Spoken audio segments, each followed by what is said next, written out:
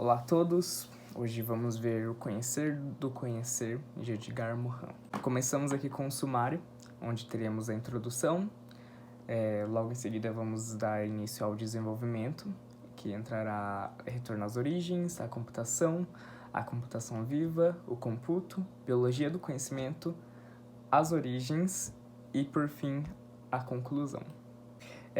Eu sou Anderson Souza dos Anjos, curso Artes Cênicas na Universidade Federal da Grande Dourados, UFGD. Este seminário é de uma matéria que se chama Laboratório de Textos Científicos. O seminário foi baseado no livro Conhecimento do Conhecimento, do Edgar Morin. Conhecimento do Conhecimento ele pertence a uma coleção de livros, que se chama O Método. Neste livro, eu vou trabalhar apenas o capítulo Biologia do Conhecimento. Antes de darmos início, vou apresentar o Edgar Morin para vocês. O Edgar Morin ele é um antropólogo, sociólogo e filósofo. Nasceu em Paris, no dia 8 de julho de 1921. Ele está vivo, tem 100 anos. Ele é pesquisador emérito na Centre National de la Recherche Scientifique, que é o Centro Nacional de Pesquisa Científica. Ele é formado em Direito, História e Geografia. Realizou estudos em Filosofia, Sociologia e Epistemologia. Autor de mais de 30 livros, entre eles O Método, que tem 6 volumes, Introdução ao Pensamento Complexo, Ciência com Consciência e os 7 Saberes Necessários para a Educação do Futuro. Para darmos início, aqui vamos com Retorno às Origens. Ele é tipo uma introdução do capítulo. Ao iniciar, deparamos com a seguinte frase: o problema do conhecimento acha-se no coração do problema da vida. Porém, o Edgar Morin acha que essa ideia não faz jus com a concepção biológica em oposição com a concepção filosófica do conhecimento. Pois, de acordo com Morin, é fato que o problema vital do conhecimento surgira no coração da filosofia. Vamos agora iniciar com foi uma pequena introduçãozinha só, para dar um clique. Nessa parte do livro, fala que antes das construções de computadores, máquinas físicas e afins, o matemático inglês Alan Turing já havia definido a computação como tratamento de símbolos, isso em 1938. Precisamos ressaltar que em 1943, que foi iniciado, foi a construção do computador, foi criado. Então, para Turing, o cálculo digital seria um aspecto irrisório. De acordo com o livro, a computação pode ser simples ou complexa.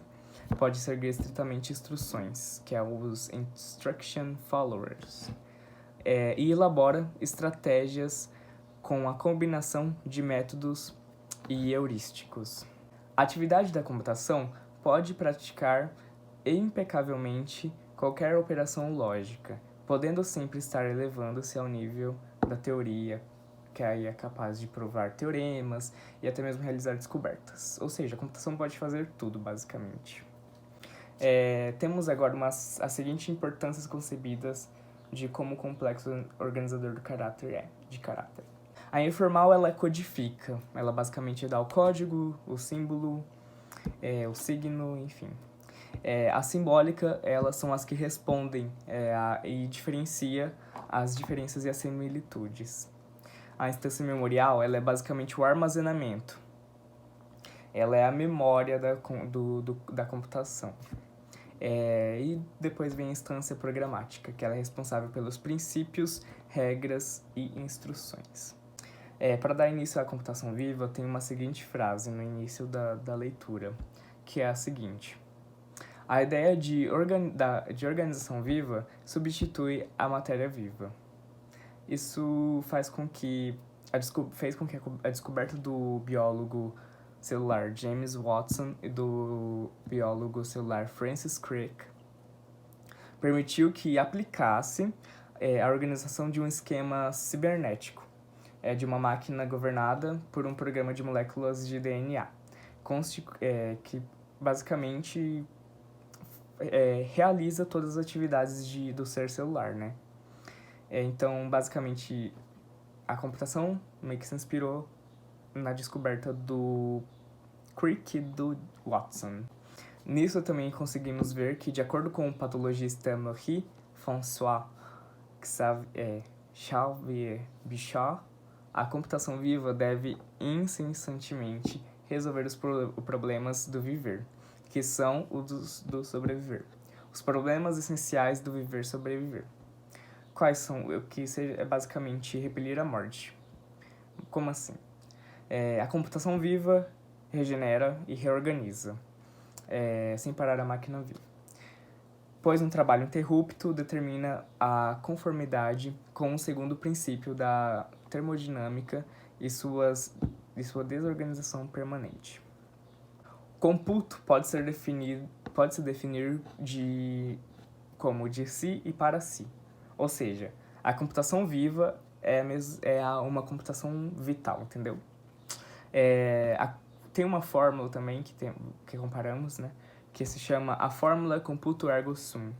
É integralmente verdadeira para o unicelular que produz e organiza sua essência sem descontinuidade. Mas, em consequência, a noção do computo servirá para conceber na sua natureza viva e vital a noção do sujeito. Que é ser sujeito? Então, ser sujeito é situar-se no centro do seu mundo para computá-lo e computar-se, operar disjunção ontológica entre si e não si, e operar autoafirmação e autotranscendência de si. Toda organização de vida, seja ela celular, espermatozoide, embrião, organismo, funciona em virtude ao computo. É preciso que enuncie não somente computo como ergo sum, mas sum ergo computo, e ligar as duas fórmulas em círculo, como computo, ergo sum e ergo. O computo produz e mantém a identidade do ser, mas essa identidade não é transparente e nem absoluta. Mas por quê? Bem, um vírus estranho pode introduzir no seu DNA no da bactéria. Então, desde aí então vai computará por engano a reprodução do vírus e sua própria morte. A fonte de todo conhecimento concentra-se no computo do ser celular. Também podemos observar que o ser condiciona o conhecer e o conhecer condiciona o ser. O que isso quer dizer? Então, a vida só pode se auto-organizar com o conhecimento. Basicamente isso. Para que o conhecimento é necessário? Vemos então nas origens os 3 motivos do porquê que é necessário. Primeiro, traduções de signos e símbolos e em sistemas de signos e símbolos. Segundo, construção, ou seja, tradução construtora a partir dos princípios e regras, ou seja, programas. E 3, solucionar problemas. Pode ser um problema cognitivo, de adequação, da construção, da tradutora, entre outros. Temos também aqui as 2 lógicas da computação, a computação artificial e a computação viva. A computação artificial, ela obedece os princípios e regras que dirigem a racionalidade cognitiva. Já a computação viva obedece a princípios e regras do auto-eco-organização viva. Basicamente é isso. Para concluirmos, tem uma parte do livro que fala: tudo que precede só pode ser admitido e conhecido, concebido, compreendido, se precedermos a uma organização conceitual em cadeia. E o que eu pude interpretar é que tudo e todos vivem à base de uma organização. Porém, eu quero deixar uma pergunta aqui. Seria então nós organismo de outros seres? Então, gente, foi isso. Espero que tenham gostado, tenham compreendido um pouco. As referências estão aí. E também vão estar na descrição do vídeo. Muito obrigado, até mais.